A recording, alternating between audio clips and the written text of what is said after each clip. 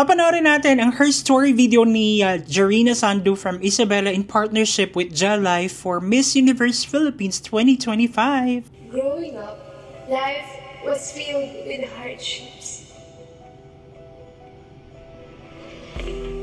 That's the truth of life. I lost my father at a young age, and every visit to the cemetery was a painful reminder of his absence. On top of that, I endured racial discrimination with their cruel words and actions that made me question my worth.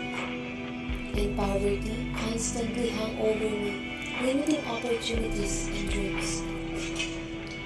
But these challenges became the fire that fueled my determination to succeed. My past doesn't define me. It fuels me, guiding me toward a future filled with hope and purpose.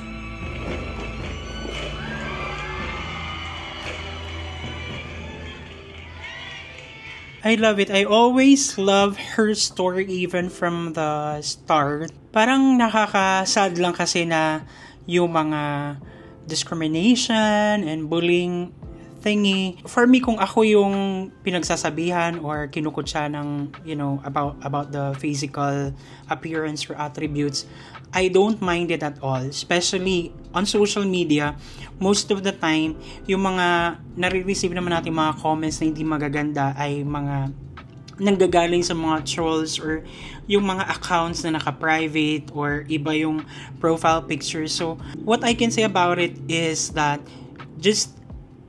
you just have to understand them na sometimes people get to throw things on you kasi they have this frustration that starts from their home na meron silang mga bagay-bagay na hindi nila ma-express somehow and then they throw it at you or to other people.